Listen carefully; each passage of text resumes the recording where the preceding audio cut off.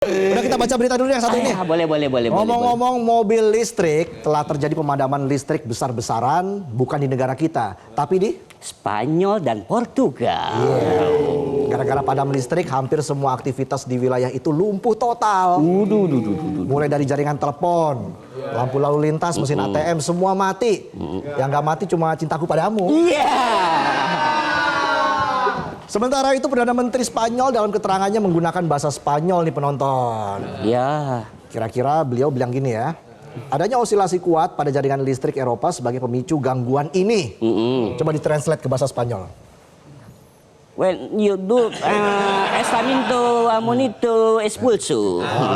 Iker Casillas. Iker Casillas, Sergio Ramos. Namun penyebab pastinya masih dalam penyelidikan. Pedro meminta masyarakat untuk tidak berspekulasi dan mengimbau agar menghubungi layanan darurat hanya untuk situasi yang benar-benar mendesak. Di Madrid, warga berkumpul di luar toko-toko untuk membeli makanan. Waduh, ibu kota tuh ya. Iya, tahu ya? Tahu dong, saya kan nggak pernah ke sana. Dibohongin nggak percaya. Sejumlah kantor terpaksa tutup dan kemacetan parah terjadi di Madrid dan Lisbon. Bahkan beberapa warga di Barcelona turun tangan mengatur lalu lintas secara manual. Layanan kereta api di kedua negara juga terhenti. Wah, di Barcelona padahal lagi bahagia juara kemarin ya, Copa del Rey. Kita beralih ke berita lain ya. Boleh. Oke, masih soal perang dagang antara China dan AS. Nah, pemimpin China meremehkan potensi dampak dari perang dagang yang dipicu Presiden Amerika Serikat Donald Trump. Dengan menyatakan bahwa mereka memiliki kapasitas untuk melindungi lapangan kerja dan membatasi kerugian akibat tarif tinggi terhadap ekspor Tiongkok. Waduh. Otong pasti paham banget soal ini ya. Nggak ngerti sama sekali saya. Makanya kita baca beritanya. Oke, boleh. Thank you.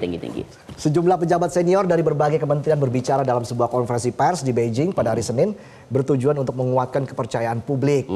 Mereka menjanjikan adanya dukungan bagi perusahaan dan para pengangguran, pelonggaran syarat kredit, serta kebijakan-kebijakan lain untuk mengatasi dampak dari kombinasi tarif yang bisa mencapai hingga 145% terhadap barang impor China ke AS. Ketidakpastian masih menyelimuti status komunikasi antara Gedung Putih dan Presiden Tiongkok Xi Jinping. Perang dagang antara dua ekonomi terbesar dunia ini berpotensi memicu resesi di Amerika Serikat dan membawa dampak global. Meski demikian, para pejabat China tetap yakin bahwa ekonomi negara tersebut memiliki momentum untuk tumbuh sekitar 5% tahun ini. Sejalan dengan pertumbuhan pada tahun 2024. Wah, cukup optimis juga Tiongkok ya, masih ada perang dagang ini ya. Keren banget. Bener-bener. Oh iya, maaf.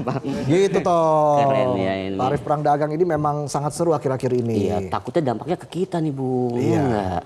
Apa dampaknya yang paling kelihatan? Ya tentunya kan nanti bisa jadi barang-barang jadi lebih mahal dan sebagainya. Kasihan rakyat. Oke, Tong. Iya. Bicara soal tadi mobil listrik ya. Itu memang gimana tadi pengalamannya? Hampir kesetrum saya. Maksudnya kesetrum karena kaget ternyata banyak tipe-tipe dan tipe model-model terbaru dari mobil listrik ini. Ada dari BMW. Jerman tuh ya? Jerman, Mini, Wuling, BYD. Ngerti nggak penonton? Keren. Sana yuk.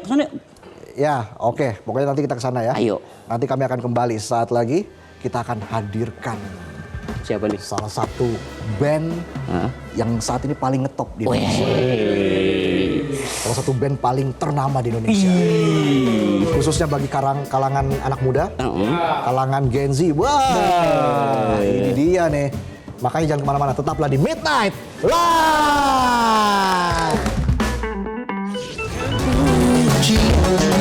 Tapi bisikan di kepalaku ini hanya ujian.